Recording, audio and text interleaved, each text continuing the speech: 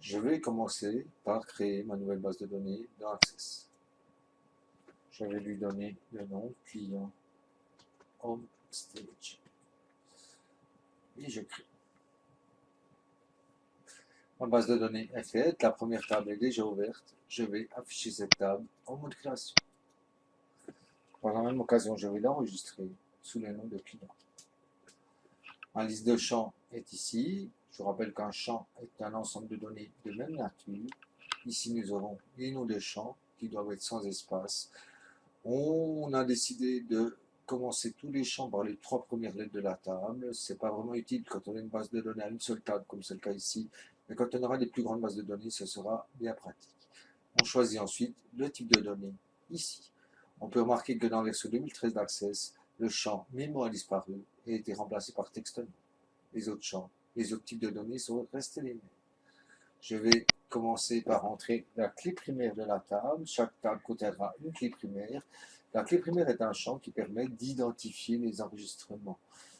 Si je recherche un client, je pourrais l'identifier par ce numéro de client. Si je recherche un matériel, je pourrais l'identifier par son numéro de matériel. Ici, clé numéro viendra automatiquement et sera la clé primaire de la table. J'entre ensuite les champs suivants. Clé nom, qui sera du texte court et qui sera toujours en majuscule. Nous aurons ensuite le prénom, la rue, le NPA, qui sera un champ numérique, et la localité, qui sera aussi un champ texte court. Format plus grand pour que la localité apparaisse en majuscule. On a ensuite le champ CA réalisé, qui sera un champ monétaire, et le champ téléphone, qui sera un champ texte. Pour quelle raison? Parce qu'un champ numérique, le 0 ne serait pas affiché correctement. Donc ici, texte court, c'est très bien. On continue avec les mails, CLI et mail, qui est un champ bien hypertexte. Et ensuite, CLI, date naissance, qui est un champ date et heure. On aura le champ CLI revendeur, qui indique si le client est revendeur ou non. Ce sera un champ qui n'aura que des valeurs et ce sera un champ oui non. Pour terminer, un commentaire. Dans la version 2010, ça aurait été un champ mémo. Ici, ça devient un champ texte blanc.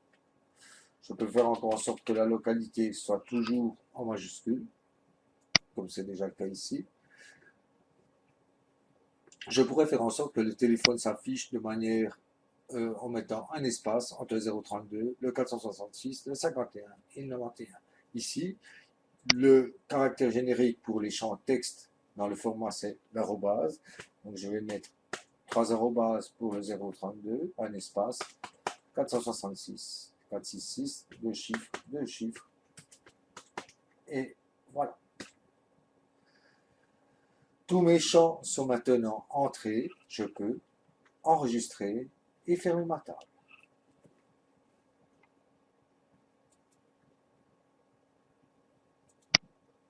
Je vais maintenant créer un formulaire afin d'entrer les champs de ma table, les données plus facilement. Ici, je prends l'assistant formulaire. Le formulaire devra contenir tous les champs de la table. Je prends donc tous les champs. Je vais sur suivant. Colonne simple, c'est ce que je recherche. Les champs un en dessous de l'autre. Et je termine. Mon formulaire est maintenant prêt. Je pourrais ici passer en mode création afin de faire en sorte que le fond du formulaire soit vert comme on me le demande.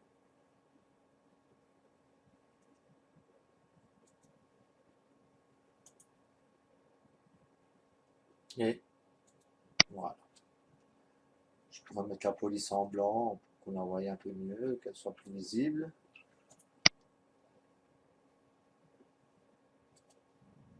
Et en grand.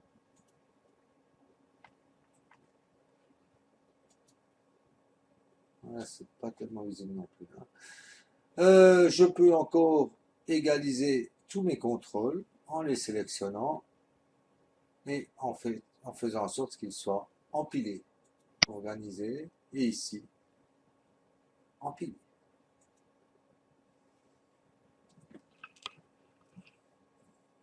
Le type de formule, on me demande ensuite de mettre les champs en relief.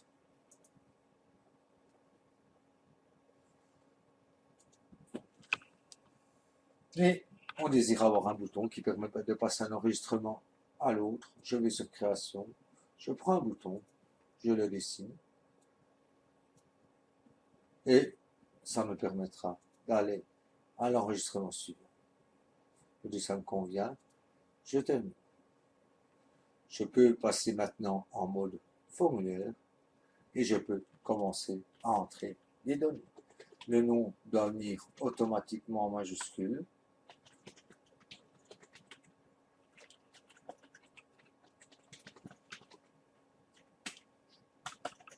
On remarque que ça fonctionne. Le téléphone, on va tout de suite voir si le format fonctionne.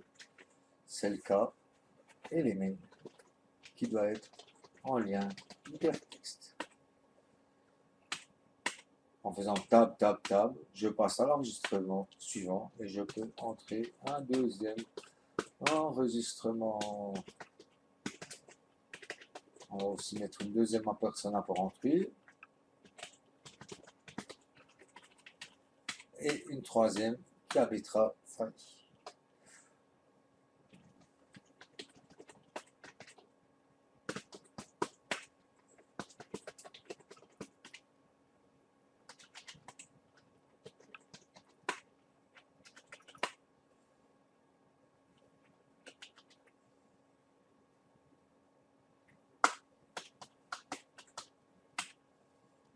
Voilà. Nous avons maintenant trois enregistrements d'entrée. On nous demande de filtrer par sélection pour sortir tous les gens qui habitent Porrentruy. On remarque maintenant ici que l'on a trois enregistrements. Je vais filtrer par sélection, donc je vais d'abord sélectionner Porrentruy. Et ensuite, ici, dans sélection, je prendrai uniquement les champs qui sont égaux à Porrentruy. Je n'ai plus que deux champs disponibles. Le formulaire est filtré. Si je clique sur ce bouton, il ne sera plus et j'aurai à nouveau tous mes champs disponibles. Je vais ici passer d'un enregistrement à l'autre avec le clavier et on remarque que je peux rechercher des informations dans le formulaire. Ici, je vais rechercher mon prénom. Je rechercherai ça dans le champ entier, c'est-à-dire on occupera l'entier du champ et dans tout le documentif, c'est-à-dire dans tous les champs. Si je vais sur suivant, je remarque que j'y arrive directement. On peut ici repasser en mode création. Et par exemple, on peut voir que si je supprime le champ date de naissance, comme je suis en mode empilé, les champs se remettent automatiquement en place. Ici, si je veux à nouveau mettre un nouveau champ, remettre le champ date de naissance, ajouter des champs existants, je prends date de naissance et je le glisse à l'endroit où il doit apparaître. Si je ne l'ai pas mis au même bon endroit, je peux encore le déplacer en mode empilé. Tout se remet en place automatiquement.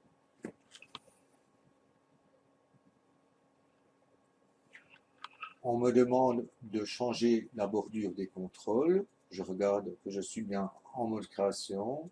Je sélectionne tous mes contrôles. Et ici, bouton droit, propriété. Ce sera dans les formats.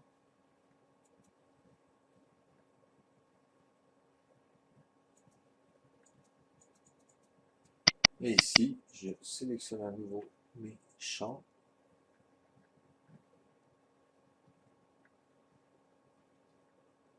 Je vois que j'ai pas la bordure. Il faut prendre bien la case à cocher avec, comme c'est le cas ici. Et ici, style du quadrillage transparent, bordure. Je n'ai toujours pas, donc je le fais autrement. Ici, on remarquerait qu'on aurait la bordure qui doit être par là, couleur de la bordure, épaisseur bordure, style bordure. Je choisis pointillé. Je peux faire en sorte de placer d'autres champs en pointillé. Ici, je prends les autres. Et là, style bordure, pointillé. Okay. Je passe en mode formulaire. Voyez que les bordures ont un style pointillé.